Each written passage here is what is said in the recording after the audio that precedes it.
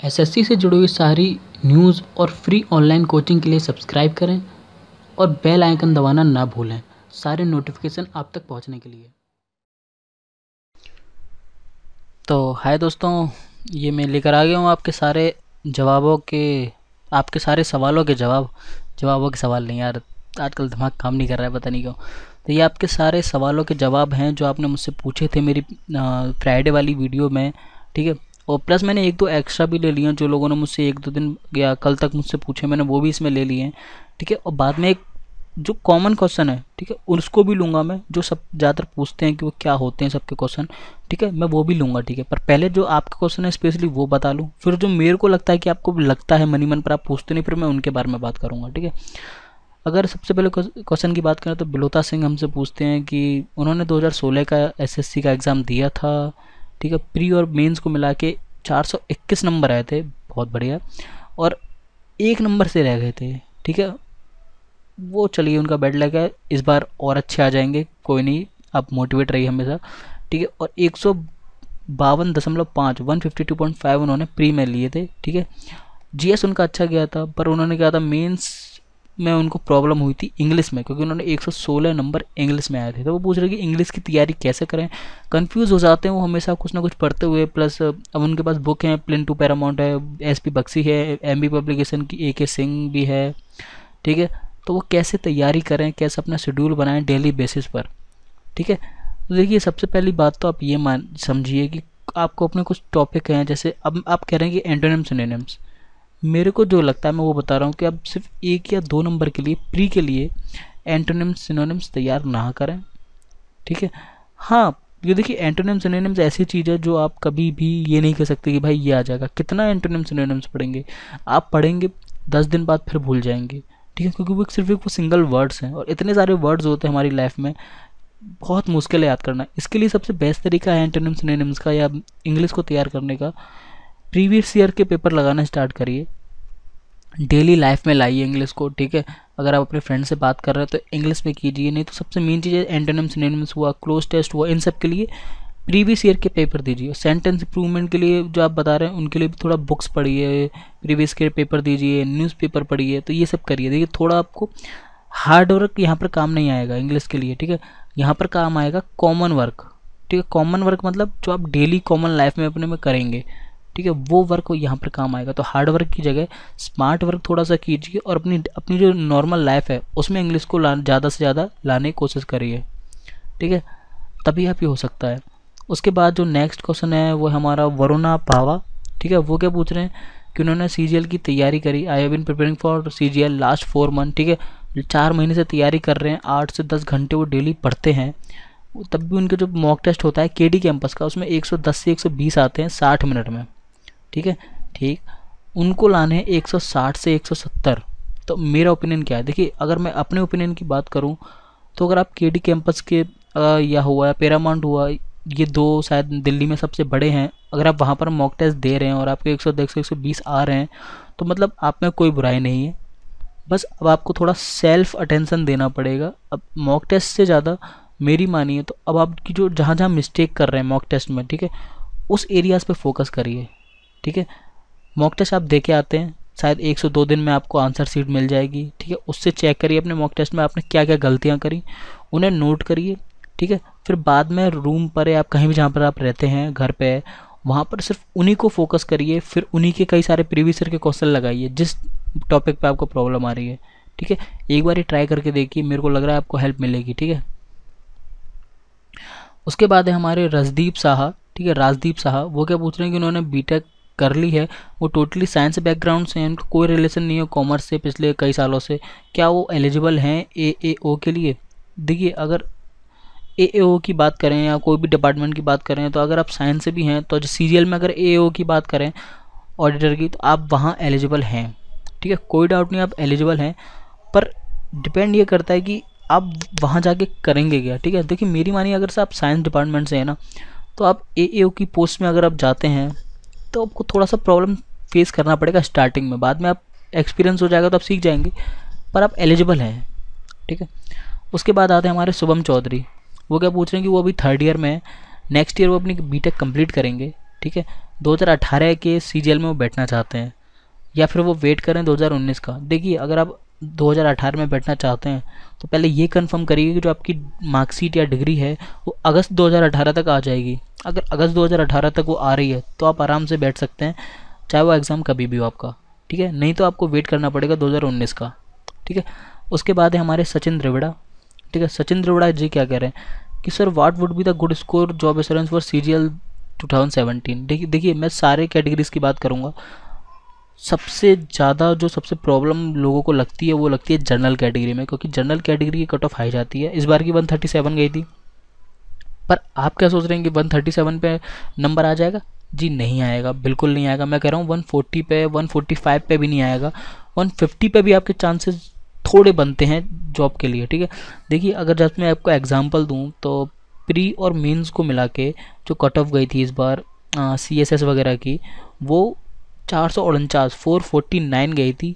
उस 449 नंबर पर ही 8,500 बच्चे थे ऐसे जिनकी 449 नंबर थे, ठीक है। तो आप खुद ही सोचिए कि कितना कंपटीशन है। तो आपको 160 प्लस मान लीजिए आपको जनरल में लाने पड़ेंगे। ओबीसी की बात करूँ तो 140 प्लस या 145 प्लस लाने पड़ेंगे।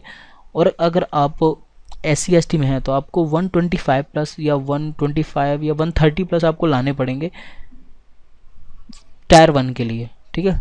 टायर 1 की बात कर रहा हूँ मैं। उसके बाद आते हैं हमारे जो बबी मंडल हैं, वो पूछ रहे हैं कि टायर 4 की टाइपिंग और CPT कौन कौन से पोस्ट के लिए देना होगा और डॉक्यूमेंट वेरिफिकेशन किस किस पोस्ट के लिए होगा, ठीक है।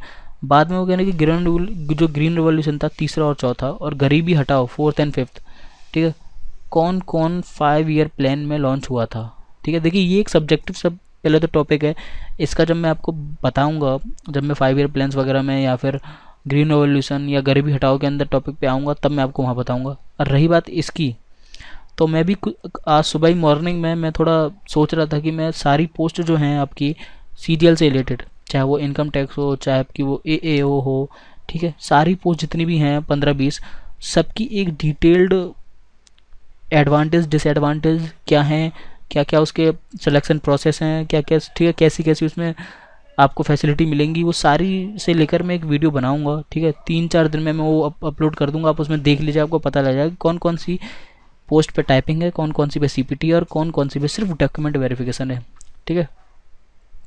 उसके बाद अभिषेक चौहान जी हैं, वो क्या पूछ रहे हैं कि सिलेबस में चेंज होगा या नहीं, या फिर CPU और CGL का पेपर अलग होगा या नहीं। तो देखिए CPU और CGL का जो पेपर है वो अलग हो रहा है, ठीक है, एक साथ नहीं है, वो दोनों के अलग अलग हो रहे हैं इस साल 2017 के लिए। 2018 के लिए मैं नहीं कह सकता, ठीक है, वहाँ अभी भी क्वेश्चन मार्क बना हुआ है। अगर बात करूँ सिलेबस की तो टायर 1 में कोई सिलेबस चेंज नहीं होगा, और अब मुझे लग भी नहीं रहा कि नोटिफिकेशन उसका आएगा चेंज होने का, ठीक है। और रही बात अगर आपकी टायर 2 की, तो टायर 2 में बहुत कम ही चांसेस हैं टायर 1 में। आप ये सोचिए कि नहीं चेंज हो रहा, ठीक है, उस हिसाब से तैयारी करिए, ना सिलेबस चेंज हो रहा है और दोनों पेपर भी अलग अलग हो रहे हैं, ठीक है। उसके बाद हमारे सौरभ पाठक, वो पूछ रहे हैं कि कितने महीने का करंट अफेयर्स पढ़ना चाहिए CGL के लिए या किसी भी एग्ज़ाम के लिए। देखिए मुझे जो लगता है, मैं अपना ओपिनियन बता रहा हूँ कि अगर आप 2017 के CGL की तैयारी कर रहे हैं जो अगस्त में हो रहा है, तो आपको पहले तो 2017 के सारे करंट अफेयर्स करने पड़ेंगे, ठीक है। प्लस साथ ही साथ 2016 के जितने भी 15-20 मेन इवेंट हुए हैं साइंस से लेके या फिर गवर्नमेंट से जुड़े हुए जितने भी आपके हुए हैं, प्लस या कोई बड़ा सा आपको अवार्ड मिला हो इंडिया को, ठीक है, या फिर कुछ बहुत बड़ा इंपॉर्टेंट हुआ है इंडिया में इवेंट हुआ जैसे डीमोनेटाइजेशन वगैरह, तो उनको और कर लीजिए, ठीक है। तो 2016 के सबसे main important current affairs plus 2017 के सारे करंट अफेयर्स जो हैं आपके लिए इंपॉर्टेंट हैं, ठीक है। उसके बाद आता है हमारा अमित तिवारी जी, इन्होंने 3 क्वेश्चन पूछे हैं मुझसे, ठीक है। पहला तो ये कि नीचे से स्टार्ट करते हैं। पहला इन्होंने ये पूछा है कि सर MTS एग्ज़ाम में वो इस बार अपेयर हो रहे हैं, ठीक है, और उन्होंने जो पहले दिया था CGL का एग्ज़ाम उसमें 47 करेक्ट थे 80 में से, ठीक है। और उन्होंने कहा है कि स्पॉटिंग एरर और इंग्लिश में बहुत प्रॉब्लम आती है, ठीक है। तो देखिए CGL का आप अपेयर हो रहे हैं, ठीक है, MTS में CGL की प्रिपरेशन कर रहे हैं पर MTS में अपेयर हो रहे हैं, तो देखिए कोई प्रॉब्लम नहीं है, ये मैं तो कहता हूँ अच्छी बात है, आप CGL की तैयारी कर रहे हैं। स्पॉटिंग एरर या एडियम फ्रेजेस में को कैसे करें, ठीक है। देखिए इनके लिए आप जब भी इंग्लिश कर रहे हैं ना, मुझे क्या लगता है कि मेरे पॉइंट ऑफ व्यू से कि अगर आप कॉम्प्रिहेंशन को छोड़ दें तो बाकी सारा, आप अगर प्रीवियस ईयर के पेपर कर रहे हैं ना या मॉक टेस्ट दे रहे हैं, आपकी इंग्लिश वहीं हो जाती है, ठीक है। आप स्पॉटिंग एरर्स के लिए करिए, ठीक है। एडियम फ्रेजेस जो हैं वो ज़्यादातर हर 2-3 साल में रिपीट होते हैं, तो प्रीवियस ईयर के क्वेश्चन करिए, ठीक है। स्पॉटिंग एरर्स हुआ, आपके जो भी सारे टॉपिक हैं आपके एंटोनिम्स सिनोनिम्स वगैरह, वो सारे 2-3 साल में रिपीट होते रहते हैं, ठीक है। तो मेरे ख्याल से आप प्रीवियस ईयर के पेपर करिए।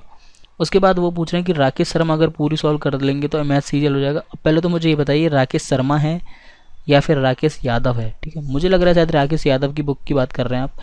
अगर राकेश यादव की बुक की बात कर रहे हो या राकेश शर्मा जी की कोई हो वो उनकी भी बात कर रहे हैं, तो अगर आप मैथ की पूरी बुक कर लेते हैं तो 50 आना थोड़ा टफ है, आ भी सकता है टायर 1 में, हाँ आ जाएगा, कोई प्रॉब्लम नहीं अगर आप कर लेते हैं। क्योंकि कभी कभार कुछ क्वेश्चन ऐसे आ जाते हैं ना जो नहीं होते, तो 49 50 बिल्कुल आ सकते हैं अगर आप अच्छे से तैयारी कर लेते हैं तो, ठीक है। लास्ट क्वेश्चन ये है कि एमटीएस में मुझे 100 से अबव लाना है, ठीक है। 100 से अबव पे मुझे नहीं लगता कि सिलेक्शन होगा, ठीक है। अमित तिवारी जी ज़्यादा की सोचिए, मैं कह रहा हूँ ज़्यादा की सोचिए और कोशिश करिए कि कट ऑफ से भी और हाई नंबर आए, ठीक है। उसके बाद विपिन कुमार जी पूछ रहे हैं कि उन्होंने अपनी एमएससी जो थी वो छोड़ दी, पौंडीचेरी से हैं वो, ठीक है। और सीजीएल के लिए वो सोच रहे हैं, 3 महीने बचे हैं, अगर वो अभी तैयारी करते हैं तो क्या हो जाएगा, ठीक है। और क्या वो टारगेट करें इस ईयर को या फिर नेक्स्ट ईयर को, ठीक है। वो इस वक्त बहुत डिसअपॉइंटेड हैं। तो देखिए डिसअपॉइंटेड होने की ज़रूरत नहीं है, देखिए 3 महीने हैं, अगर आप अभी से तैयारी करते हैं, आज ही से तैयारी स्टार्ट करते हैं और दिल लगा के दिल खोल के आप 8 से 10 घंटे दे रहे हैं, ठीक है, और तैयारी कर रहे हैं, आपका सिलेक्शन हो जाएगा, ठीक है, गारंटेड है। मेन डिपेंड करता है कि आप किस स्ट्रेटेजी के हिसाब से चल रहे हैं। देखिए यहाँ पर हार्ड वर्क काम नहीं आएगा क्योंकि टाइम बहुत कम है, आपको स्मार्ट वर्क करना पड़ेगा, ठीक है। तो उसके लिए आपको थोड़ी गाइडेंस की ज़रूरत पड़ेगी, ठीक है। थोड़ा सा आपको गाइडेंस तो चाहिए। आप कोचिंग ज्वाइन मत करिएगा क्योंकि कोचिंग ज्वाइन में आप अगर आप गए तो आपको वो सिर्फ 3 महीने फालतू में घुमा देंगे, कुछ नहीं होने वाला, ठीक है। तो मेरे हिसाब से कोचिंग ज्वाइन मत करिएगा। अपना दिन रात जो है आप इंटरनेट से यूट्यूब से करिए, आपको बहुत हेल्पफुल मिलेगा, ठीक है। आजकल यूट्यूब पे सब मिलता है, कोई कोचिंग की ज़रूरत नहीं है। मुझसे भी लोग सवाल कहते हैं कोचिंग करें, उसका मैं लास्ट में भी जवाब दूंगा, ठीक है। पर मेरे हिसाब से हो जाएगा, कोई प्रॉब्लम नहीं है। इस साल का देखिए टारगेट रखिए नेक्स्ट ईयर का, पर तैयारी करिए इसी ईयर की, ठीक है। ये नहीं कि इस बार आपका अगर रह गए आप 2-4 नंबर से तो आपने हार मान लो और छोड़ दिया, ऐसा मत करिएगा। अगर इस बार बाई चांस बैड लक के हिसाब से आप अगर रह जाते हैं, मेरी शुभकामना है या मैं उम्मीद करता हूँ कि आपका हो जाएगा, ठीक है। अगर नहीं होता है बाई चांस तो नेक्स्ट ईयर ज़रूर ट्राई करिएगा, ठीक है, तब आपका गारंटी हो जाएगा, 110% आपका हो जाएगा। उसके बाद है लास्ट जो है हमारे वो हैं एफरीन अंसारी, वो पूछ रहे हैं कि सर स्टैटिक जीके के टॉपिक बता दीजिए। देखिए स्टैटिक जीके कोई फिक्स नहीं होता, इसमें ज़्यादातर वही होता है, हमारे नेशनल पार्क्स हुए, हमारा ज्योग्राफी से कुछ हुआ, ठीक है, बायोडाइवर्सिटी जो है वो, प्लस हमारे जो इवेंट्स हुए हैं पिछले, ठीक है। कभी कभार डेज पूछ लेता है कि यार यूथ डे कब पड़ता है, कैंसर डे कब पड़ता है, HIV डे कब पड़ता है। तो स्टैटिक जीके हमारा थोड़ा, अगर स्टैटिक जीके आपको पढ़ना है ना तो लूसेंट की बुक ले लीजिए, वो मेरे ख्याल से स्टैटिक जीके के लिए बेस्ट है। नहीं तो मैं स्टैटिक जीके की मैं वीडियो डालता रहूँगा आपके लिए, हर 3-4 दिन में या 2 दिन में आपके लिए एक वीडियो स्टैटिक जीके की डालता रहूँगा, जिसमें वही 100 क्वेश्चन होंगे टोटल, तो आपको वहाँ से हो जाएगा, ठीक है। तो उसकी कोई प्रॉब्लम नहीं है। अब बात करते हैं कॉमन क्वेश्चन जो मुझे लगता है कि आपके लिए जानना ज़रूरी है, ठीक है। देखिए सबसे पहला तो ये जो सबका सवाल मैंने देखा है कि यार कोचिंग करें या फिर घर से पढ़ें, ठीक है। देखिए कोचिंग में जो मुझे लगता है कि कोचिंग सिर्फ उसे लेनी चाहिए जिसको थोड़ी सी भी नॉलेज नहीं है एग्ज़ाम के बारे में, ठीक है। भाई वो कुछ नहीं जानता है एग्ज़ाम के बारे में, वो कोचिंग ले सकता है, पर जो थोड़ी सी तैयारी कर चुका है, ठीक है, और अब वो सोच रहा है कि यार मैं फिर से कोचिंग कर लूँ, मत करिए। अगर आपको गाइडेंस भी चाहिए ना आजकल, तो अगर आप इंटरनेट की सुविधा नहीं है आपके आसपास तो आप कोचिंग कर लीजिए, पर अगर आपकी इंटरनेट की सुविधा है, आजकल तो जियो मिल रहा है, तो अगर इंटरनेट की सुविधा है तो आप यूट्यूब से पढ़िए, बहुत आपको कोचिंग से ज़्यादा मिल जाएगा, दिन रात 24 घंटे आपके लिए अवेलेबल रहेगा, ठीक है। तो अगर डिपेंड करें कोचिंग और घर में पढ़ने से ज़्यादा तो घर में ज़्यादा पढ़िए, वो बेहतर होगा। और बाहर जाके तो बिल्कुल मत पढ़िए कि आप सोचिए कि आप मैं दिल्ली चला जाऊँ, कहीं चला जाऊँ, ठीक है। दिल्ली आने के लिए सिर्फ उनके लिए बेहतर है जो हाँ भाई दिल्ली में रहते हैं या फिर दिल्ली में इनका कोई रहता है रिश्तेदार, वो आ सकता है, ठीक है। या फिर कोई जैसे कुछ लोग होते हैं इनके घर में थोड़ा सा मतलब माहौल ऐसा नहीं होता कि पढ़ाई की, जैसे गांव में रहते हैं कोई लोग, ठीक है, या फिर ऐसे कुछ एरियाज़ में रहते हैं जहां पढ़ाई का माहौल नहीं है, ठीक है, तो वो आ सकता है दिल्ली, उसके लिए कोई प्रॉब्लम नहीं है, ठीक है। और फिर उसके बाद हमारा जो नेक्स्ट पॉइंट आता है, जो मुझसे लोगों ने पूछा कि इस बार का CGL के लिए कितना टाइम चाहिए, अगर अभी से तैयारी करें तो हो जाएगा। तो अगर अभी से तैयारी वो करते हैं तो मेरे ख्याल से CGL के लिए बिल्कुल 3 महीने काफ़ी हैं, अगर आप ढंग से तैयारी करते हैं तो। ठीक है, वो लोग कहते हैं कि इम्पॉसिबल है, ऐसा नहीं हो सकता, तो ऐसा कुछ नहीं है, अगर आप तैयारी करेंगे तो हो जाएगा। ठीक है, और अगर बुक की बात करूं, देखिए GS के लिए अगर मैं वो कहते हैं कि बुक्स की बात करें तो इकोनॉमिक्स की जो बुक या जो बुक्स की बात करें, देखिए कोई ज़्यादा बुक खरीदने की जरूरत नहीं है, इंटरनेट पे आपको सब कुछ मिल जाता है। मेरे ख्याल से तो देखिए आपको पैसे खर्च करने की ज़रूरत नहीं है, अगर आप यूट्यूब से पढ़ सकते हैं तो यूट्यूब से पढ़िए, PDF फाइल पढ़ सकते हैं PDF फाइल से पढ़िए। ठीक है, तो ज़्यादा कुछ, क्योंकि पैसा यार देखो बहुत इंपॉर्टेंट है। ठीक है, अगर आप पैसा बचा रहे हैं तो वो आपके लिए बहुत अच्छा है। ठीक है, तो ज़्यादा से ज़्यादा पैसा बचाइए, कभी ना कभी आपके काम आएगा। ठीक है, तो ये सारे टॉपिक्स थे जो मुझे लगा, और भी मैं ऐसे कुछ क्वेश्चन हैं लाता रहूँगा। अब मैं कुछ सोच यार मैं ये सोच रहा हूँ, अगर आप मुझे बताना कि मैं हफ्ते में 1 या 2 दिन मैं लाइव आ जाया करूँगा। ठीक है, तो और फिर आप वहाँ पर आपसे मुझसे डायरेक्ट क्वेश्चन पूछ सकते हैं, मैं तुरंत ही आपका आंसर दे दूँगा।